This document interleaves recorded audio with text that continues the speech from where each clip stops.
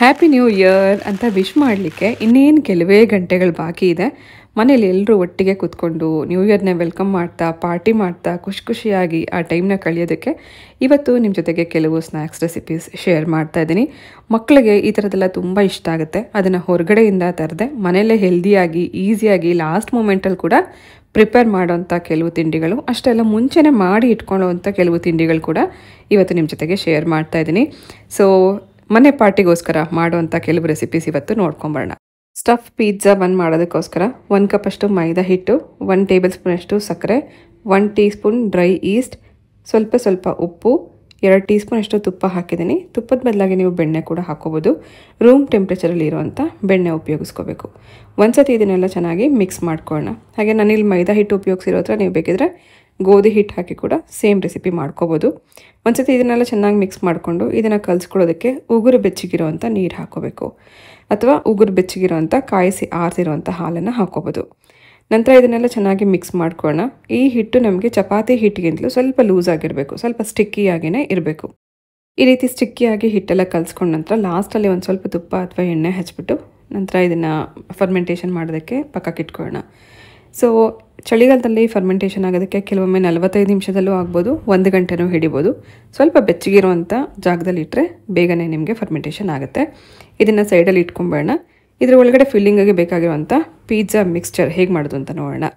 2 table spoon ಅಷ್ಟು pizza sauce, 1 capsicum, 1 ಈರುಳ್ಳಿ, ಒಂದು ಸ್ವಲ್ಪ ಸಣ್ಣದಾಗಿ ಕಟ್ ಮಾಡಿರುವಂಥ ಪನ್ನೀರ್, ಆನಂತರ ಸ್ವಲ್ಪ ಆರಿಗ್ಯಾನೋ ಅಥವಾ ಪಿಜ್ಜಾ ಸೀಸನಿಂಗ್ ಅಂತ ಸಿಗುತ್ತೆ, ಅದನ್ನು ಹಾಕ್ಕೋಬೋದು. ಆನಂತರ ಒಂದು 2 ರಿಂದ 3 ಸ್ಪೂನ್ ಅಷ್ಟು ಮೈನೇಸ್ ಹಾಕ್ತಾಯಿದ್ದೀನಿ. ಮೈನೇಸ್ ಹಾಕೋದ್ರಿಂದ ಒಂದು ಕ್ರೀಮಿ ಟೆಕ್ಸ್ಚರ್ ಇರುತ್ತೆ, ಮಕ್ಳಿಗೆ ತುಂಬ ಇಷ್ಟ ಆಗುತ್ತೆ ಈ ಥರದ್ದೆಲ್ಲ. ಆನಂತರ ಸ್ವಲ್ಪ ಈ ತರಕಾರಿಗೆ ಬೇಕಾಗುವಷ್ಟು ಉಪ್ಪು ಹಾಕಿ ಮಿಕ್ಸ್ ಮಾಡ್ಕೊಳ್ಳೋಣ. ಪಿಜ್ಜಾ ಅಂತಂದಮೇಲೆ ಇದಕ್ಕೆ ಚೀಸ್ ಇರಲೇಬೇಕು. ಚೀಸ್ ನೀವು ಎಷ್ಟು ಹಾಕ್ಕೊಂಡ್ರು ಕೂಡ ಪಿಜ್ಜಾ ಚೆನ್ನಾಗಿರುತ್ತೆ. ಸುಮಾರು ಒಂದು 4 ರಿಂದ 5 ಟೇಬಲ್ ಸ್ಪೂನ್ ಅಷ್ಟು ಸಣ್ಣದಾಗಿ ಕಟ್ ಮಾಡಿರೋಂಥ ಚೀಸ್ ಹಾಕಿದ್ದೀನಿ. ಆನಂತರ ನಾವು ತರಕಾರಿಗಳನ್ನ ಕೂಡ ಇನ್ನೂ ಮಿಕ್ಸ್ ಮಾಡ್ಕೋಬೋದು. ಸ್ವೀಟ್ ಕಾರ್ನ್ ಮತ್ತು ಮಶ್ರೂಮ್ ಇಂಥದನ್ನೆಲ್ಲ ಹಾಕ್ಕೋಬೋದು. ಖಾರಕ್ಕೋಸ್ಕರ ಒಂದು ಸ್ವಲ್ಪ ಚಿಲ್ಲಿ ಫ್ಲೇಕ್ಸ್ ಇಲ್ಲಿ ಲಾಸ್ಟಲ್ಲಿ ಹಾಕಿ ಮಿಕ್ಸ್ ಮಾಡಿಕೊಂಡ್ರೆ ಸ್ಟಫಿಂಗ್ ರೆಡಿ ಆಯಿತು. ಮಕ್ಕಳಿಗೆ ಈ ರೀತಿ ಮಾಡಿಕೊಟ್ಟಾಗ ಅವ್ರಿಗೊಂದು ರೀತಿ ಸರ್ಪ್ರೈಸಿಂಗ್ ಆಗಿರುತ್ತೆ. ಯಾಕಂದರೆ ಒಳಗಡೆ ಇರುವಂಥ ಪಿಜ್ಜಾ ಸ್ಟಫಿಂಗ್ ಅವರು ಇಷ್ಟಪಟ್ಟು ತಿಂತಾರೆ. ಮೇಲ್ಗಡೆ ಹಾಕುವಂಥ ತರಕಾರಿಗಳಲ್ಲಿ ಕ್ಯಾಪ್ಸಿಕಮ್ ತೆಗೆದು ಹಾಕ್ಬೋದು, ಈರುಳ್ಳಿ ತೆಗೆದು ಹಾಕ್ಬೋದು. ಆದರೆ ಈ ಥರ ಸ್ಟಫ್ ಮಾಡಿ ಕೊಟ್ಟಾಗ ಖಂಡಿತ ಇಷ್ಟಪಟ್ಟು ತಿಂತಾರೆ. ಹಾಗೆ ಒಳಗಡೆ ನಮಗೆ ಸ್ಟಫಿಂಗ್ ಇದೆ ಅಂತಲೇ ಗೊತ್ತಾಗಲ್ಲ, ಮೇಲ್ನೋಟಕ್ಕೆ ಬಂದ್ ಥರ ಕಾಣಿಸ್ಬೋದು. ಒಳಗಡೆ ರುಚಿಯಾಗಿರುವಂಥ ಪಿಜ್ಜಾ ಸೀಸನಿಂಗ್ ಮತ್ತು ಆ ಫ್ಲೇವರ್ಸ್ ಎಲ್ಲ ಇರೋದ್ರಿಂದ ತುಂಬ ಚೆನ್ನಾಗುತ್ತೆ.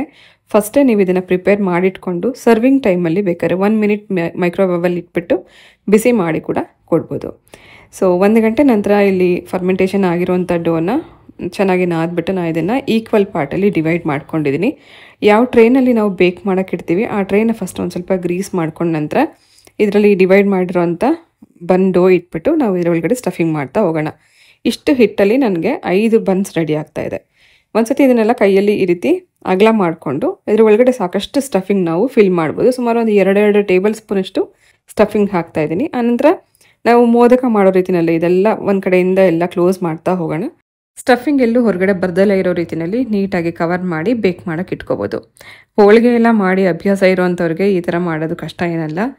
ಫಸ್ಟ್ ಅದನ್ನು ತಟ್ಕೊಂಡಿದ್ದೀನಿ. ಮೈದಾ ಹಿಟ್ಟು ನಾವು ಹೇಗೆ ತಟ್ಟಿ ಒಳಗಡೆಗೆ ಸ್ಟಫ್ ಮಾಡ್ತೀವಲ್ಲ ಅದೇ ರೀತಿಯೇ. ಸೊ ಚಿಕ್ಕದಾಗಿ ಪೂರಿ ಅಗಲಕ್ಕೆ ತಟ್ಕೊಂಡು ನಂತರ ಒಳಗಡೆಗೆ ಸ್ಟಫಿಂಗ್ ಹಾಕಿ ಎಲ್ಲ ಕಡೆಯಿಂದನೂ ಕ್ಲೋಸ್ ಮಾಡಿ ಮತ್ತೆ ಒಂದು ಸತಿ ಅದನ್ನೆಲ್ಲ ಕವರ್ ಮಾಡಿ ಚೆಕ್ ಮಾಡ್ಕೊಂಡು ಎಲ್ಲೂ ಗ್ಯಾಪ್ ಇಲ್ಲ ಅಂತ.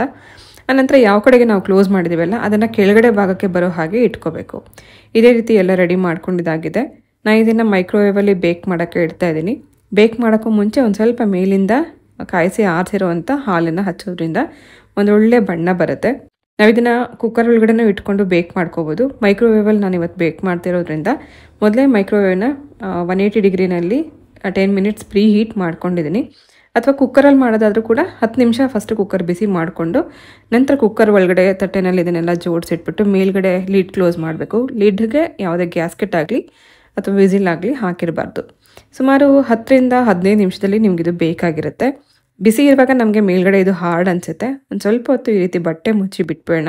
10 ನಿಮಿಷದ ನಂತರ ಆ ಮೇಲ್ಗಡೆ ಲೇಯರ್ ಎಲ್ಲ ಸಾಫ್ಟಾಗಿರುತ್ತೆ. ನಾನು ನಿಮಗೆ ಇದು ಓಪನ್ ಮಾಡಿ ತೋರಿಸ್ತೀನಿ. ಒಂದು ಒಳ್ಳೆ ಘಮ ಇರುತ್ತೆ. ಮಕ್ಳಿಗೆ ನೋಡೋಕೆ ಇದು ಬಂತರ ಕಾಣಿಸುತ್ತೆ, ಆದರೆ ತಿನ್ನುವಾಗ ಒಳಗಡೆ ಆ ಸ್ಟಫಿಂಗ್ ಸಿಗುತ್ತಲ್ಲ ಆವಾಗ ಒಳ್ಳೆ ಮಜಾ ಇರುತ್ತೆ.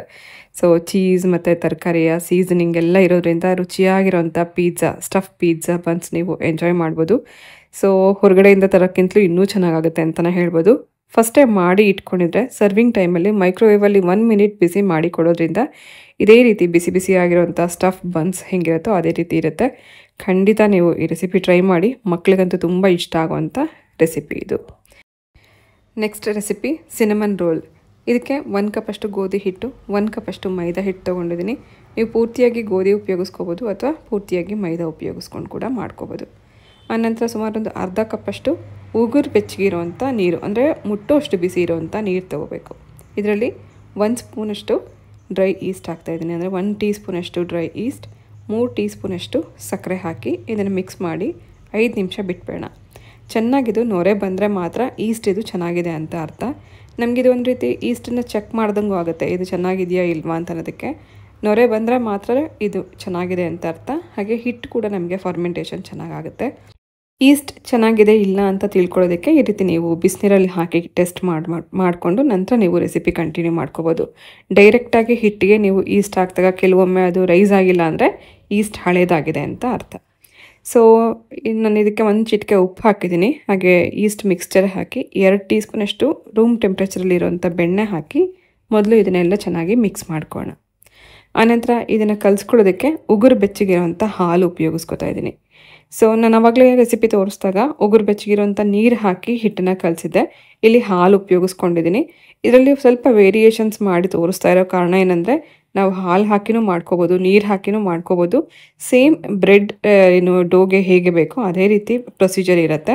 ಬೇಸಿಕ್ ಬ್ರೆಡ್ ಡೋ ಮಾಡೋದೊಂದು ಗೊತ್ತಿದ್ರೆ ನೀವು ಇದರಿಂದ ಹಲವಾರು ರೆಸಿಪೀಸ್ ಟ್ರೈ ಮಾಡ್ಬೋದು. ಚೆನ್ನಾಗಿ ಹಿಟ್ಟು ಕಲಸಿ ನಂತರ ನಾನು ಇದನ್ನು 1 ಗಂಟೆ ಫರ್ಮೆಂಟೇಷನ್ ಮಾಡೋಕ್ಕೆ ಇಡ್ತಾಯಿದ್ದೀನಿ. ನೋಡಿ ಈ ರೀತಿ ಇರಬೇಕು, ಸ್ವಲ್ಪ ಸ್ಟಿಕ್ಕಿ ಆಗಿರಬೇಕು. ಚಪಾತಿ ಹಿಟ್ಟಿಗಿಂತಲೂ ಸ್ವಲ್ಪ ಜಾಸ್ತಿನೇ ಲೂಸ್ ಆಗಿರಬೇಕು. ಸೊ ಇದನ್ನು 1 ಗಂಟೆ ಫರ್ಮೆಂಟೇಷನ್ ಮಾಡೋಕ್ಕೆ ಇಡೋಣ. ಮೇಲ್ಗಡೆ ಲಿಡ್ಡಲ್ಲಿ ಹೋಲ್ ಇತ್ತು, ಅದಕ್ಕೋಸ್ಕರ ನಾನು ಅಲ್ಲಿ ಒಂದು ಲವಂಗ ಕವರ್ ಮಾಡಿ ಸ್ವಲ್ಪ ಬೆಚ್ಚಗಿರೋವಂಥ ಜಾಗದಲ್ಲಿ ಇಡ್ತಾಯಿದ್ದೀನಿ. ಸ್ಟವ್ ಪಕ್ಕದಲ್ಲಿ ಇಡೋದ್ರಿಂದ ಬೇಗ ಫರ್ಮೆಂಟೇಷನ್ ಆಗುತ್ತೆ. ಅಷ್ಟರಲ್ಲಿ ನಾವು ಸಿನಮನ್ ರೋಲ್ಗೆ ಬೇಕಾಗಿರೋಂಥ ಫಿಲ್ಲಿಂಗ್ ರೆಡಿ ಮಾಡ್ಕೊಳ್ಳೋಣ. ಸುಮಾರು 1/4 ಕಪ್ಪಷ್ಟು ಬೆಲ್ಲದ ಪುಡಿ ತೊಗೊಂಡಿದ್ದೀನಿ. ಇದು ನಮ್ಮ ಹತ್ರ ಸಿಗೋವಂಥ ಆರ್ಗ್ಯಾನಿಕ್ ಬೆಲ್ಲದ ಪುಡಿ. ನಿಮಗೆ ಬೇಕಿದ್ರೆ ಡಿಸ್ಕ್ರಿಪ್ಷನ್ ಬಾಕ್ಸಲ್ಲಿ ನಂಬರ್ ಕೊಟ್ಟಿರ್ತೀನಿ, ನಂಬರ್ ಮೂಲಕ ನೀವು ಆರ್ಡರ್ ಮಾಡಿ ತರಿಸ್ಕೋಬೋದು. 1/4 ಕಪ್ಪಷ್ಟು ಬೆಲ್ಲದ ಪುಡಿಗೆ ಅರ್ಧ ಸ್ಪೂನಷ್ಟು ಚಕ್ಕೆ ಪುಡಿ ಹಾಕ್ತಾಯಿದ್ದೀನಿ. ಇದೇ ಮೇಯ್ನಾಗಿ ಈ ರೆಸಿಪಿಗೆ ಒಳ್ಳೆ ಫ್ಲೇವರ್ ಕೊಡುತ್ತೆ. ಸಿನಮನ್ ಪೌಡರ್ ಅಂದರೆ ಚಕ್ಕೆನ ಮಿಕ್ಸಿನಲ್ಲಿ ಪೌಡ್ರ್ ಮಾಡಿಕೊಂಡು ಜರಡಿ ಮಾಡಿ ಇಟ್ಕೋಬೇಕು. ಎಲ್ಲೂ ಕೂಡ ಅದು ರಫ್ನೆಸ್ ಇರಬಾರ್ದು, ನೈಸಾಗಿ ಪೌಡ್ರ್ ಆಗಿರಬೇಕು. ಸೊ ಫ್ರೆಶ್ ಆಗಿರೋಂಥ ಚಕ್ಕೆ ಪುಡಿಯ ಘಮ ತುಂಬ ಚೆನ್ನಾಗಿರುತ್ತೆ. ಇದ್ರ ಒಳಗಡೆ ಬೇಕಿಂಗ್ ಮಾಡುವಂಥ ಟೈಮಲ್ಲಿ ಪೂರ್ತಿ ಮನೆ ಆ ಚಕ್ಕೆ ಘಮದಿಂದ ತುಂಬ ಹೋಗಿರುತ್ತೆ. 1 ಗಂಟೆ ನಂತರ ಫರ್ಮೆಂಟೇಷನ್ ಆಗಿರೋಂಥ ಹಿಟ್ಟು ರೆಡಿಯಾಗಿದೆ. ಒಂದ್ಸತಿ ನೀವು ಇದನ್ನು ಚೆನ್ನಾಗಿ ನಾದ್ಕೊಂಬೇಡ. ಇದೇ ಟೈಮಲ್ಲೇ ನಾವು ಮೈಕ್ರೋವೇವ್ನು ಕೂಡ ಪ್ರೀ ಹೀಟ್ ಮಾಡೋಕ್ಕೆ ಇಟ್ಕೊಳ್ಳೋಣ. 180 ಡಿಗ್ರಿನಲ್ಲಿ ಸುಮಾರು ಒಂದು 10 ನಿಮಿಷ ನಾನು ಇದನ್ನು ಪ್ರೀ ಹೀಟ್ ಮಾಡೋಕ್ಕೆ ಸೆಟ್ ಮಾಡಿಟ್ಟಿದ್ದೀನಿ. ಆನಂತರ ಈ ಹಿಟ್ಟನ್ನು ಒಂದ್ಸತಿ ನಾದ್ಕೊಂಡು ಅಗಲವಾಗಿ ಲಟ್ಟಿಸ್ಕೊಂಡು ರೆಡಿ ಮಾಡ್ಕೊಳ್ಳೋಣ. ಸ್ವಲ್ಪ ಮೈದಾ ಹಿಟ್ಟು ಸ್ಪ್ರಿಂಕಲ್ ಮಾಡಿಕೊಂಡು ಇದನ್ನು ಒಂದು ರೆಕ್ಟ್ಯಾಂಗಲ್ ಶೇಪಲ್ಲಿ ಲಟ್ಟಿಸ್ಕೊತಾ ಹೋಗ್ತಾಯಿದ್ದೀನಿ. ಸ್ವಲ್ಪ ಮಂದಕ್ಕೆ ಇದನ್ನು ಲಟ್ಟಿಸ್ಕೋಬೇಕು. ಆನಂತರ ಒಂದು 2 ಸ್ಪೂನಷ್ಟು ಬೆಣ್ಣೆ ಹಚ್ಕೊಳ್ಳೋಣ. ಎಲ್ಲ ಕಡೆಗೂ ಬೆಣ್ಣೆ ಕವರ್ ಆಗೋ ರೀತಿಯಲ್ಲಿ ಹಚ್ಕೊಂಡ ನಂತರ ಫಸ್ಟೇ ಮಿಕ್ಸ್ ಮಾಡಿ ಇಟ್ಕೊಂಡಿರೋಂಥ ಬೆಲ್ಲದ ಪುಡಿ ಮತ್ತು ಚಕ್ಕೆ ಪುಡಿ ಮಿಕ್ಸ್ಚರ್ನ ಇದೆಲ್ಲ ಕಡೆಗೂ ಹರಡ್ಕೋಬೇಕು. ಬೆಲ್ಲದ ಪುಡಿ ಬದಲಾಗಿ ನೀವು ಸಕ್ಕರೆ ಮತ್ತು ಚಕ್ಕೆ ಪುಡಿ ಕೂಡ ಇದೇ ರೀತಿ ಹಾಕ್ಕೋಬೋದು, ಅದು ಕೂಡ ತುಂಬ ಚೆನ್ನಾಗಿರುತ್ತೆ. ಎಲ್ಲೂ ಗ್ಯಾಪ್ ಇಲ್ಲದಲ್ಲೇ ಇರೋ ರೀತಿಯಲ್ಲಿ ಇದು ಪೂರ್ತಿಯಾಗಿ ಎಲ್ಲ ಕಡೆಗೂ ಹಾಕಿದ್ದೀನಿ. ಆನಂತರ ನಿಧಾನವಾಗಿ ಇದನ್ನು ರೋಲ್ ಮಾಡ್ಕೋತಾ ಹೋಗಬೇಕು. ರೋಲ್ ಮಾಡುವಾಗ ಇದರಲ್ಲಿ ಒಳಗಡೆ ಇರೋಂಥ ಸ್ಟಫಿಂಗ್ ಎಲ್ಲೂ ಹೊರಗಡೆ ಬರದಲ್ಲೇ ಇರೋ ಹಾಗೆ ನೀಟಾಗಿ ನಿಧಾನವಾಗಿ ಈ ರೀತಿ ರೋಲ್ ಮಾಡ್ಕೊಂಡ ನಂತರ ಸೀಲ್ ಮಾಡ್ಕೋಬೇಕು. ಮೇಲ್ಗಡೆ ಲೇಯರ್ ಏನಿರುತ್ತೆ ಅದೆಲ್ಲೂ ಕೂಡ ಬಿಚ್ಕೊಳ್ದೇ ಇರೋ ಹಾಗೆ ಪಿಂಚಿಂಗ್ ಮಾಡ್ತಾ ಹೋಗೋಣ. ಸೊ ಒಂದ್ಸತಿ ಇದನ್ನು ರೋಲ್ನ ತಿರುಗಿಸ್ಕೊಂಡ ನಂತರ ದಾರದಿಂದ ನಾನು ಇದನ್ನು ಕಟ್ ಮಾಡ್ತಾ ಇದ್ದೀನಿ. ದಾರ ಉಪಯೋಗಿಸ್ಕೊಳ್ಳೋದ್ರಿಂದ ಕಟಿಂಗ್ ಕರೆಕ್ಟಾಗಿ ಬರುತ್ತೆ. ಚಾಕುನಲ್ಲಿ ಕಟ್ ಮಾಡುವಾಗ ಈ ಸಾಫ್ಟಾಗಿರೋಂಥ ಡೋ ಆಗಿರೋದ್ರಿಂದ ಕಟಿಂಗ್ ಅಷ್ಟು ಪ್ರಾಪರಾಗಿ ಬರಲ್ಲ. ಹಾಗೆ ನಾವು ಯಾವ ಟ್ರೇನಲ್ಲಿ ಇದನ್ನು ಬೇಕ್ ಮಾಡೋಕ್ಕೆ ಇಡ್ತಾ ಇದ್ದೀವಿ ಅದರಲ್ಲಿ ಸ್ವಲ್ಪ ಬೆಣ್ಣೆ ಹಚ್ಬಿಟ್ಟು ನಂತರ ಇದನ್ನು ಕಟ್ ಮಾಡಿರೋವಂಥ ಎಲ್ಲ ರೋಲ್ಸ್ನು ಅರೇಂಜ್ ಮಾಡ್ತಾ ಹೋಗಬೇಕು. ಸ್ವಲ್ಪ ಗ್ಯಾಪ್ ಕೊಟ್ಟು ಅರೇಂಜ್ ಮಾಡ್ಕೊಳ್ಳೋಣ. ಸೊ ಇದು ಮತ್ತೆ ಬೇಕಾಗುವಂಥ ಟೈಮಲ್ಲಿ ಇದು ರೈಸ್ ಆಗುತ್ತೆ. ನೋಡಿ ಒಳಗಡೆ ಅದು ಎಷ್ಟು ಚೆನ್ನಾಗಿ ಕಾಣಿಸ್ತಾ ಇದೆ ಅಂತ. ಸೊ ಒಂದು ಒಳ್ಳೆ ಘಮ ಇರುತ್ತೆ, ಚಕ್ಕೆ ಪುಡಿಯೋದು ಘಮ ಮತ್ತು ಬೆಲ್ಲದ ಸ್ವೀಟ್ನೆಸ್ ತುಂಬ ಚೆನ್ನಾಗಿರುತ್ತೆ. ಇದನ್ನು ಕೂಡ ನೀವು ಬೇಕ್ ಮಾಡುವಾಗ ಒಂದು 10 ರಿಂದ 12 ನಿಮಿಷ ಟೈಮ್ ಸೆಟ್ ಮಾಡ್ಕೋಬೋದು. ಸೊ ಇದು ಒಂದು ಲೈಟಾಗಿ ಗೋಲ್ಡನ್ ಬ್ರೌನ್ ಬರೋವರೆಗೂ ಬೇಕ್ ಮಾಡ್ಕೋಬೇಕು. ಸೇಮ್ ಇದೇನೇ ನೀವು ಮೈಕ್ರೋವೇವಲ್ಲಿ ಮಾಡೋ ರೀತಿಯಲ್ಲೇ ಕಡಾಯಲ್ಲಿ ಅಥವಾ ಕುಕ್ಕರಲ್ಲಿ ಇಟ್ಕೊಂಡು ಕೂಡ ಮಾಡ್ಕೋಬೋದು. ಸುಮಾರು 12 ನಿಮಿಷದ ನಂತರ ಬೇಕಾಗಿರುವಂಥ ಸಿನಮನ್ ರೋಲ್ ರೆಡಿಯಾಗಿದೆ. ಇದನ್ನು ನಾನು ನಿಮಗೆ ಓಪನ್ ಮಾಡಿ ತೋರಿಸ್ತಾ ಇದ್ದೀನಿ. ಒಂದೊಂದು ಲೇಯರ್ನು ನಾವು ಬಿಚ್ಕೊಂಡು ತಿನ್ನಬೇಕಾದ್ರೆ ಒಂದು ಕ್ರಿಸ್ಪಿನೆಸ್, ಸಾಫ್ಟ್ನೆಸ್ ಜೊತೆಗೆ ಬೆಲ್ಲ ಮತ್ತು ಸಿನಮನ್ದು ಘಮ ತುಂಬ ಚೆನ್ನಾಗಿರುತ್ತೆ. ಖಂಡಿತ ಒಂದ್ಸತಿ ನೀವು ಕೂಡ ಟ್ರೈ ಮಾಡಿ ನೋಡಿ. ಹಾಗೆ ನ್ಯೂ ಇಯರ್ ಅಂತಂದಮೇಲೆ ಕೇಕ್ ಇಲ್ಲ ಅಂದರೆ ಹೇಗೆ, ಈಸಿಯಾಗಿರುವಂಥ ಒಂದು ಕೇಕ್ ರೆಸಿಪಿ ಅದು ಹನಿ ಕೇಕ್. ಬೇಕ್ರಿಯಲ್ಲಿ ಬಣ್ಣ ಹಾಕಿರುವಂಥ ಕೇಕ್ಗಿಂತಲೂ ಈಸಿಯಾಗಿ ಮಾಡ್ಕೊಳ್ಳೋವಂಥ ರೆಸಿಪಿ ನೋಡ್ಕೊಂಬರೋಣ. ಹನಿ ಕೇಕ್ ಮಾಡೋದಕ್ಕೆ ಮೊದಲದಾಗಿ ಅರ್ಧ ಕಪ್ಪಷ್ಟು ಮೊಸರು, 1/4 ಕಪ್ಪಷ್ಟು ಎಣ್ಣೆ, ಇದು ಸನ್ಫ್ಲವರ್ ಆಯಿಲ್, ಆನಂತರ 1 ಟೀ ಸ್ಪೂನಷ್ಟು ವೆನಿಲಾ ಎಸೆನ್ಸ್, ಅರ್ಧ ಕಪ್ಪಷ್ಟು ಸಕ್ಕರೆ ತೊಗೊಂಡಿದ್ದೀನಿ. ಇದಿಷ್ಟನ್ನು ಚೆನ್ನಾಗಿ ಮಿಕ್ಸ್ ಮಾಡ್ಕೋಬೇಕು. ಇದೊಂದು basic vanilla cake recipe. Vanilla cake first ಮಾಡ್ಕೊಂಡ ನಂತರ ನಾವು ಹನಿ ಕೇಕ್ ಹೇಗೆ ಮಾಡೋದು ಅಂತ ನಾನು ನಿಮಗೆ ತೋರಿಸ್ತೀನಿ. ಸಕ್ಕರೆ ಕರಗೋವರೆಗೂ ಚೆನ್ನಾಗಿ ಇದನ್ನು ಮಿಕ್ಸ್ ಮಾಡ್ಕೊಳ್ಳೋಣ, ಅಥವಾ ನೀವು ಸಕ್ಕರೆ ಪುಡಿ ಮಾಡಿಕೊಂಡು ಕೂಡ ಇದಕ್ಕೆ ಆ್ಯಡ್ ಮಾಡ್ಕೋಬೋದು. ಮಿಕ್ಸ್ ಮಾಡ್ಕೊಂಡ ನಂತರ ಇದಕ್ಕೆ ಡ್ರೈ ಇಂಗ್ರೀಡಿಯೆಂಟನ್ನೆಲ್ಲ ಹಾಕ್ತಾಯಿದ್ದೀನಿ. 1 ಕಪ್ಪಷ್ಟು ಮೈದಾ ಹಿಟ್ಟು, 1 ಟೀ ಸ್ಪೂನ್ ಬೇಕಿಂಗ್ ಪೌಡರ್, ಅರ್ಧ ಟೀ ಸ್ಪೂನ್ ಬೇಕಿಂಗ್ ಸೋಡಾ, ಇದಿಷ್ಟನ್ನು ಜರಡಿ ಮಾಡ್ಕೊಳ್ಳೋಣ. ನಂತರ ಇದನ್ನೆಲ್ಲ ನೀಟಾಗಿ ಮಿಕ್ಸ್ ಮಾಡ್ಕೋಬೇಕು. ಒಂದ್ಸತಿ ಇದನ್ನೆಲ್ಲ ಮಿಕ್ಸ್ ಮಾಡ್ಕೊಂಡ ನಂತರ ಬ್ಯಾಟರ್ ಮಾಡ್ಕೊಳ್ಳೋದಕ್ಕೆ ಕಾಯಿಸಿ ಆರಿಸಿ ಇಟ್ಕೊಂಡಿರೋವಂಥ ಹಾಲನ್ನು ಉಪಯೋಗಿಸ್ಕೋಬೇಕು. ಇದು ಬಿಸಿ ಇರಬಾರ್ದು, ಕಾಯಿಸಿ ರೂಮ್ ಟೆಂಪ್ರೇಚರಲ್ಲಿ ಇರುವಂಥ ಹಾಲು. ಸ್ವಲ್ಪನೇ ಹಾಲು ಹಾಕಿ ಮಿಕ್ಸ್ ಮಾಡ್ಕೋಬೇಕು. ಇದು ಒಂದು ಬೇಸಿಕ್ ವೆನಿಲಾ ಕೇಕ್ಗೆ ಬೇಕಾಗಿರುವಂಥ ಬ್ಯಾಟರ್ ಇಲ್ಲಿ ರೆಡಿಯಾಗಿದೆ. ನಾನಿಲ್ಲಿ ಅರ್ಧ ಕಪ್ಪಷ್ಟು ಹಾಲು ತೊಗೊಂಡಿದ್ದೆ. ಸುಮಾರು 1 ಸ್ಪೂನಷ್ಟು ಹಾಲಿಲ್ಲಿ ಇನ್ನೂ ಉಳಿದಿದೆ. ಸ್ವಲ್ಪನೇ ಈ ರೀತಿ ಹಾಲು ಹಾಕ್ಕೊಂಡ ನಂತರ ನಾವು ಈ ಬ್ಯಾಟರ್ ರೆಡಿ ಮಾಡ್ಕೊಂಡ್ಮೇಲೆ ಬೇಕಿಂಗ್ ಇಟ್ಕೊಳ್ಳೋಕ್ಕೂ ಮುಂಚೆನೇ ಫಸ್ಟೇ 10 ನಿಮಿಷ ಮೈಕ್ರೋವೇವ್ನ ಪ್ರೀ ಹೀಟ್ ಮಾಡಿ ಇಟ್ಕೊಂಡಿರಬೇಕು. ಬೇಕಿಂಗ್ ಪೌಡರ್, ಸೋಡಾ ಎಲ್ಲ ಹಾಕಿದ್ಮೇಲೆ ತುಂಬ ಹೊತ್ತು ಇಡಬಾರ್ದು, ಇಲ್ಲಾಂದರೆ ನಮಗೆ ಕೇಕ್ ಸರಿಯಾಗಿ ಉಬ್ಬಿ ಬರಲ್ಲ. ಸೊ ಫಸ್ಟೇ ಟಿನ್ ಕೂಡ ನಾನು ರೆಡಿ ಮಾಡಿ ಇಟ್ಕೊಂಡಿದ್ದೆ. ಯಾವ ಟಿನ್ನಲ್ಲಿ ನಾವು ಬೇಕ್ ಮಾಡ್ತಿದ್ದೀವಿ ಅದಕ್ಕೆ ಫಸ್ಟು ಗ್ರೀಸ್ ಮಾಡಿ ಬಟರ್ ಶೀಟ್ ಹಾಕಿ ಇಟ್ಕೊಂಡಿರಬೇಕು. ಹಾಗೆ ಮೈಕ್ರೋವೇವ್ ಕೂಡ ಪ್ರೀ ಹೀಟ್ ಮಾಡಿ ಇಟ್ಕೊಂಡಿರಬೇಕು. ಬ್ಯಾಟರ್ ರೆಡಿ ಆದ ಕೂಡಲೇ ನಾವು ಟಿನ್ನಲ್ಲಿ ಹಾಕಿ ಬೇಕಿಂಗ್ ಮಾಡೋಕ್ಕೆ ಇಡಬೇಕು. 12ರಿಂದ 15 ನಿಮಿಷದಲ್ಲಿ ನಮಗಿದು ಬೇಕಾಗುತ್ತೆ. ಇನ್ ಬಿಟ್ವೀನ್ ನಾವು ಚೆಕ್ ಮಾಡ್ಕೋಬೋದು. ಆನಂತರ ಕೇಕಿಗೆ ಒಂದು ಜ್ಯೂಸಿನೆಸ್ಗೋಸ್ಕರ ಇಲ್ಲಿ ಶುಗರ್ ಸಿರಪ್ ರೆಡಿ ಮಾಡ್ತಾಯಿದ್ದೀನಿ. 3 ಸ್ಪೂನಷ್ಟು ಸಕ್ಕರೆ ಪುಡಿಗೆ ಒಂದು 3ರಿಂದ 4 ಸ್ಪೂನಷ್ಟು ನೀರು ಹಾಕಿ ಒಂದು 2 ಕುದಿ ಇದನ್ನು ಕುದಿಸ್ಕೋಬೇಕು. ಇದು ಪಾಕ ಬರೋದಲ್ಲ, ಶುಗರ್ ಸಿರಪ್ ಥರ ಮಾಡ್ಕೋಬೇಕು. ಸ್ವಲ್ಪ ಇದು ಕುದಿ ಬಂದ ನಂತರ ಸ್ಟವ್ ಆಫ್ ಮಾಡೋಕ್ಕೂ ಮುಂಚೆ ಇದಕ್ಕೊಂದು 2 ಸ್ಪೂನಷ್ಟು ಜೇನುತುಪ್ಪ ಹಾಕಿ ಸ್ಟವ್ ಆಫ್ ಮಾಡಿದ್ದೀನಿ. ಮತ್ತು ಜೇನುತುಪ್ಪ ಹಾಕಿ ಕುದಿಸೋದೇನು ಬೇಡ, ತಕ್ಷಣ ಸ್ಟವ್ ಆಫ್ ಮಾಡಿ ಇದನ್ನು ಸೈಡಲ್ಲಿ ಇಟ್ಕೊಂಬೇಡ. ಕೇಕಲ್ಲಿ ಜ್ಯೂಸಿನೆಸ್ ಬರೋದೆ ಈ ಸಿರಪ್ಪಿಂದ. ಅನಂತರ ಹನಿ ಕೇಕಿಗೆ ಮೇಲ್ಗಡೆ ಬೇಕಾಗಿರುವಂಥ ಜಾಮ್ನ ಕೂಡ ಸ್ವಲ್ಪ ಕರಗಿಸ್ಕೊಳ್ಳೋಣ. ಫ್ರಿಡ್ಜಲ್ಲಿ ಇಟ್ಕೊಂಡಿರುವಂಥ ಜಾಮ್ ಸ್ವಲ್ಪ ಗಟ್ಟಿ ಇರುತ್ತೆ. ಬಿಸಿ ಮಾಡಿದ ಕೂಡಲೇ ಸ್ವಲ್ಪ ಈ ರೀತಿ ಲಿಕ್ವಿಡ್ ಕನ್ಸಿಸ್ಟೆನ್ಸಿಗೆ ಬರುತ್ತೆ. ಕೇಕ್ ಕೂಡ ಚೆನ್ನಾಗಿ ಬೇಕಾಗಿ ರೆಡಿಯಾಗಿದೆ. ಕಂಪ್ಲೀಟಾಗಿ ತಣ್ಣಗಾದ್ಮೇಲೆ ನಾವು ಇದನ್ನು ಡಿಮೋಲ್ಡ್ ಮಾಡ್ಕೊಳ್ಳೋಣ. ಕೇಕ್ ಮೇಲ್ಗಡೆ ಇರೋವಂಥ ಈ ಹಾರ್ಡ್ ಆಗಿರೋವಂಥ ಪಾರ್ಟ್ನೆಲ್ಲ ಕಟ್ ಮಾಡಿದ್ದೀನಿ, ಸೈಡ್ ಕಟ್ ಮಾಡಿದ್ದೀನಿ. ಹಾಗೆ ಮೇಲ್ಗಡೆ ಲೇಯರ್ ಕೂಡ ಕಟ್ ಮಾಡ್ಕೊಂಡಿದ್ದೀನಿ. ನಂತರ ಶುಗರ್ ಸಿರಪ್ನ ಹಾಕೋದಕ್ಕೋಸ್ಕರ ಸ್ವಲ್ಪ ಅಲ್ಲಲ್ಲಿ ಹೋಲ್ ಮಾಡ್ಕೊಳ್ಳೋಣ. ಹನಿ ಕೇಕ್ ನಮಗೆ ಅಲ್ಲಲ್ಲಿ ಜ್ಯೂಸಿ ಆಗಿರೋದಕ್ಕೆ ಕಾರಣನೇ ಈ ಮೇಯ್ನಾಗಿ ಉಪಯೋಗಿಸಿರುವಂಥ ಸಿರಪ್ಪಿಂದಾಗಿ. ಟೂತ್ಪಿಕ್ಕಲ್ಲಿ ಅಲ್ಲಲ್ಲಿ ಹೋಲ್ ಮಾಡಿ ನಂತರ ಮೇಲ್ಗಡೆ ಸ್ವಲ್ಪನೇ ಈ ಶುಗರ್ ಸಿರಪ್ನ ಹಾಕಿ ಕಂಪ್ಲೀಟಾಗಿ ಅದ್ರ ಒಳಗಡೆ ಹೋಗೋವರೆಗೂ ನಿಧಾನಕ್ಕೆ ಹಾಕೊಂಡ ನಂತರ ಲಾಸ್ಟಲ್ಲಿ ಕರಗಿಸಿಟ್ಕೊಂಡಿರೋವಂಥ ಜಾಮ್ ಹಾಕಿ ನಿಧಾನಕ್ಕೆ ಇದನ್ನು ಸ್ಪ್ರೆಡ್ ಮಾಡ್ಕೊಳ್ಳೋಣ.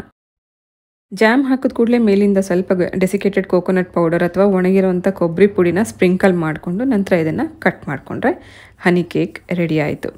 ಜ್ಯೂಸಿ ಆಗಿರೋವಂಥ ರುಚಿಯಾಗಿರೋವಂಥ ಹನಿ ಕೇಕ್ ಈಸಿಯಾಗಿ ಮನೆಯಲ್ಲೇ ಮಾಡ್ಕೋಬೋದು. ಹಾಗೆ ಕೆಲವು ತಿಂಡಿಗಳು ಬೇಕ್ರಿಯಲ್ಲಿ ಮಾಡುವಂಥ ತಿಂಡಿಗಳು ನಮಗೆ ಬರೋದೇ ಇಲ್ಲ ಅಂತ ನೀವು ಅಂದ್ಕೊಂಡಿರ್ಬೋದು. ಖಂಡಿತ ಒಂದ್ಸತಿ ಟ್ರೈ ಮಾಡಿ. ಹಾಗೆ ಮಕ್ಕಳಿಗೂ ಕೂಡ ಇದೆಲ್ಲ ಇಷ್ಟ ಆಗುತ್ತೆ. ಸೊ ಹೊರಗಡೆಯಿಂದ ತರದೆ ಮನೇಲೇ ಈಸಿಯಾಗಿ ಮಾಡ್ಕೋಬೋದು.